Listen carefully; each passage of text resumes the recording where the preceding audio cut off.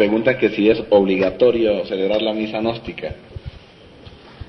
Pues hombre, como quiera que la iglesia gnóstica funciona para el pueblo y por el pueblo, es claro que se hace obligatorio celebrarla públicamente para el pueblo.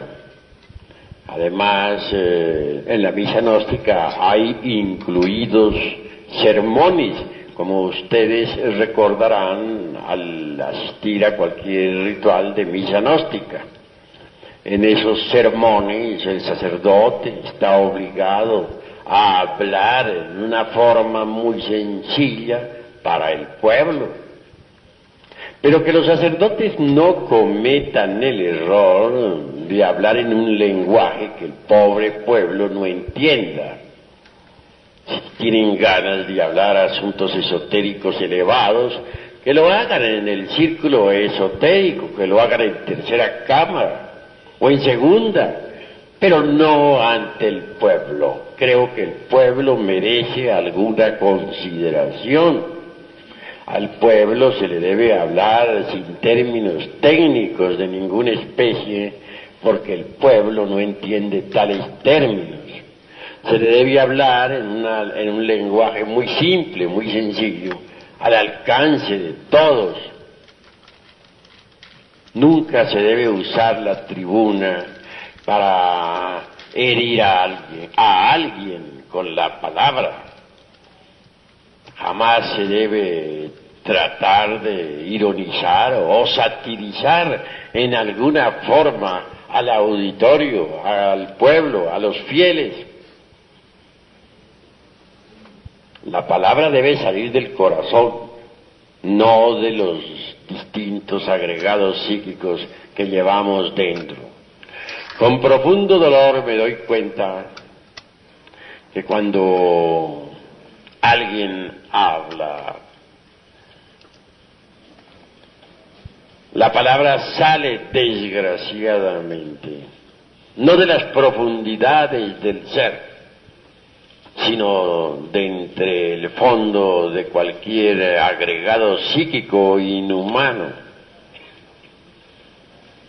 Si la palabra brotara exclusivamente de la esencia, no habría nada que objetar, sería pura, perfecta.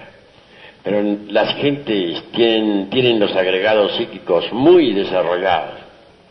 Así es que muchos sacerdotes gnósticos o directores de santuarios en general, cuando se dirigen a la grey, lo hacen casi siempre con el propósito secreto de lanzar alguna ironía contra alguien,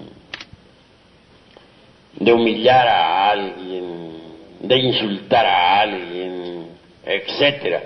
Es decir, no nace la palabra de la esencia pura, no brota del ser, surge de entre cada botella, deviene de entre el fondo de algún yo, y por ello no es espontánea, no es pura, no produce un efecto creador. Por lo común, la palabra que los sacerdotes gnósticos pronuncian tiene origen entre las entrañas de tal o cual agregado psíquico, ya sea este de envidia, ya sea de ira,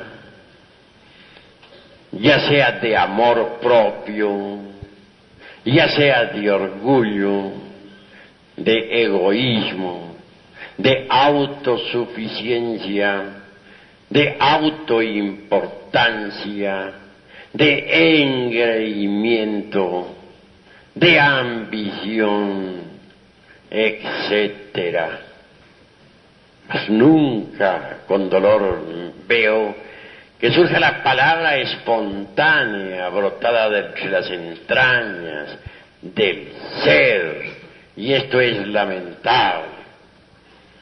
Cuando la palabra surge de entre las profundidades del ser, está llena de plenitud, y de belleza interior.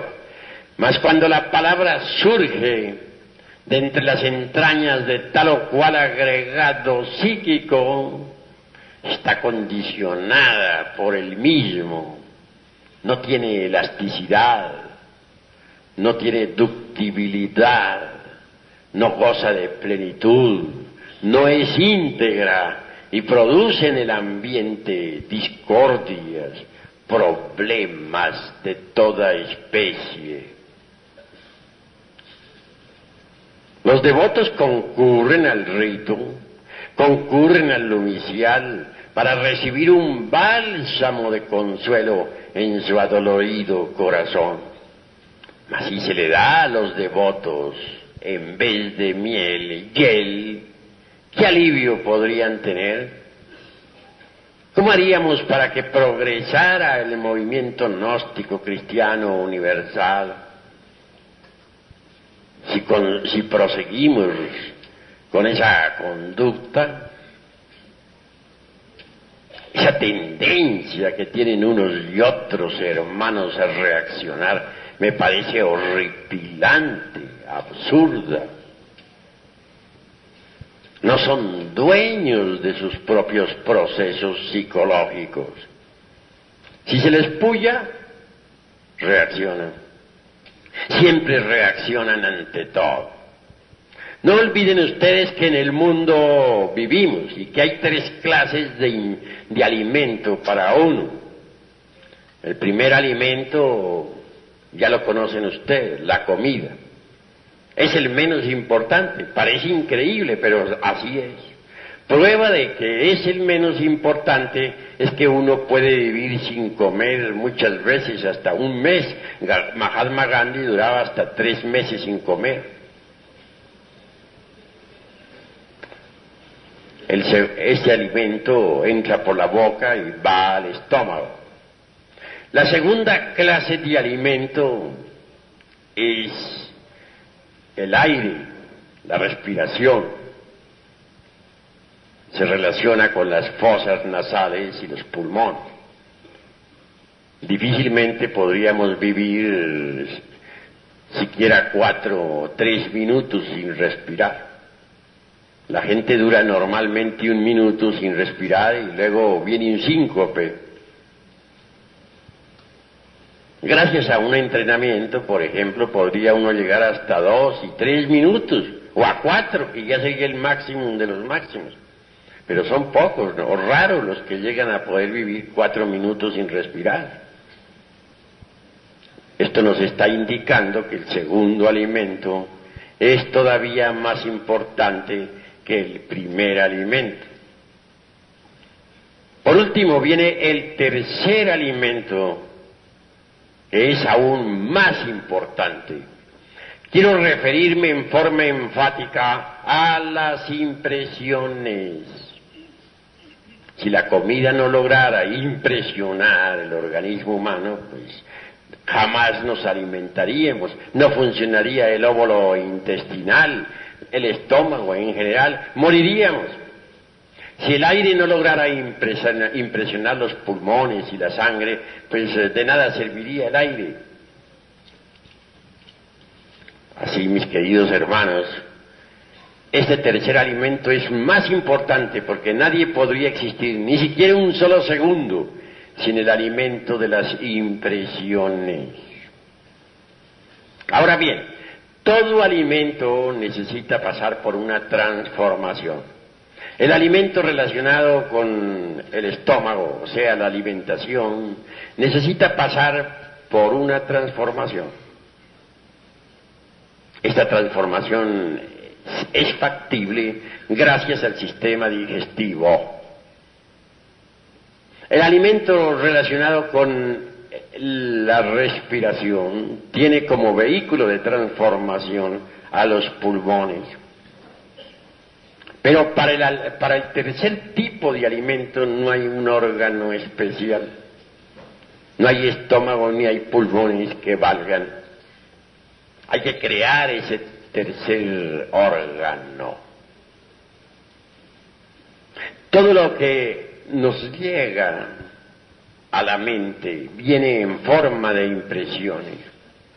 Ustedes me están escuchando aquí, ven un hombre que les está hablando a través de un micrófono, y esto todo es un conjunto de impresiones que llega a la mente.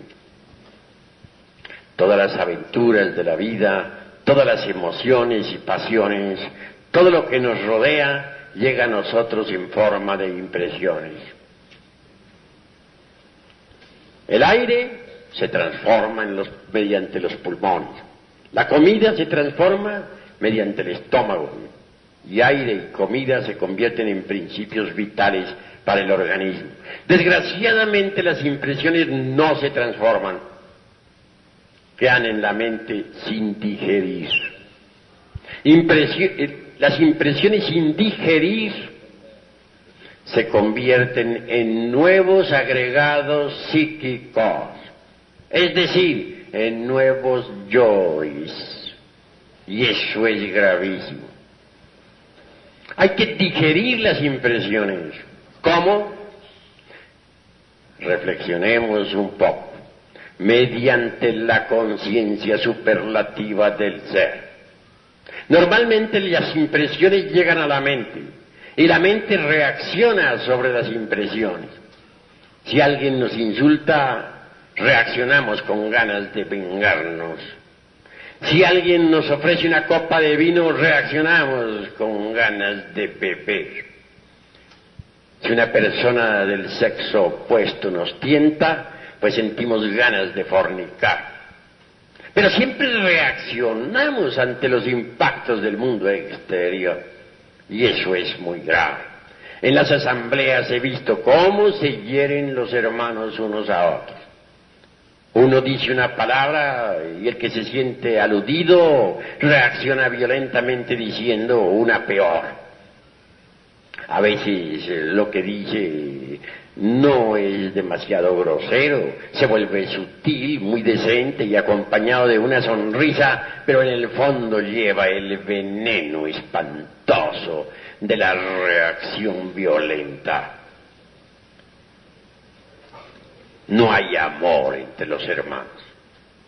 Se han olvidado de su propio ser y solo viven en el mundo del ego, en el mundo de las reacciones.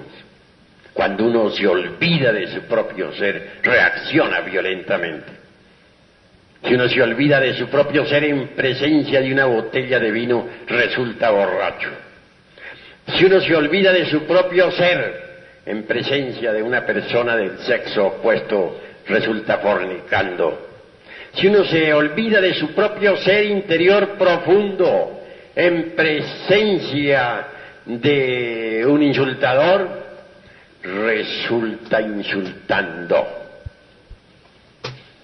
Lo más grave en la vida es olvidarse de sí mismo.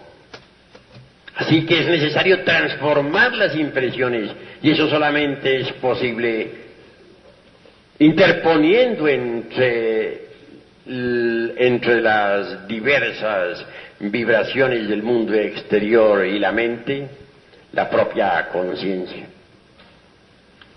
Cuando uno interpone entre las impresiones y la mente eso que se llama conciencia, es obvio que las impresiones se transforman en fuerzas y poderes de orden superior.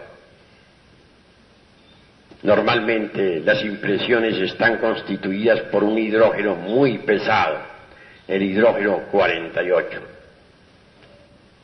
Cuando uno interpone entre las impresiones y la mente la conciencia, el hidrógeno 48 se transforma en 24, que sirve para el alimento del cuerpo astral. A su vez, el excedente del 24 se transforma en hidrógeno 12, que sirve para el alimento del cuerpo mental. Y por último, el hidrógeno 12, el excedente, repito, se transforma en hidrógeno 6, que sirve para el alimento del cuerpo causal. Pero si uno no transforma las impresiones, estas se convierten en nuevos agregados psíquicos, en nuevos yoes. Así que debemos transformar las impresiones mediante la conciencia. Es muy fácil interponer la conciencia entre la mente y las impresiones, entre las impresiones y la mente. Para recibir las impresiones con la conciencia y no con la mente, solo se necesita no olvidarnos de sí mismos en un instante dado. Si alguien en cualquier momento nos está hiriendo con la palabra, no debemos olvidarnos de nuestro propio ser. No debemos permitir que la mente reaccione. No debemos permitir que intervenga el mí mismo, el amor propio, el orgullo, el engreimiento, etc. En esos instantes solo el ser debe estar en nosotros. Debemos estar concentrados en el ser para que sea el ser, la conciencia superlativa del ser, la que reciba las impresiones y las digiera correctamente. Así se evitan esas horripilantes reacciones que todos unos y otros tienen ante los impactos procedentes del mundo exterior. Así se transforman completamente las impresiones, y transformadas esas impresiones en fuerzas superiores nos desarrollan maravillosamente. Amigos, repito, que los sacerdotes no vuelvan a cometer el error de reaccionar violentamente contra el prójimo, que los directores, que los misioneros cancelen de una vez esa horripilante tendencia que tienen a reaccionar.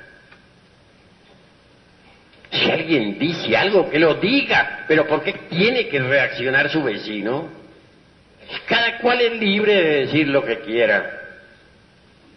En cuanto a mí atañe, afirmo lo que tengo que afirmar. Y si alguien me refuta, si dice lo contrario en una plática dada sobre algún problema que tenemos, me limito a guardar silencio. Ya dije y eso es todo.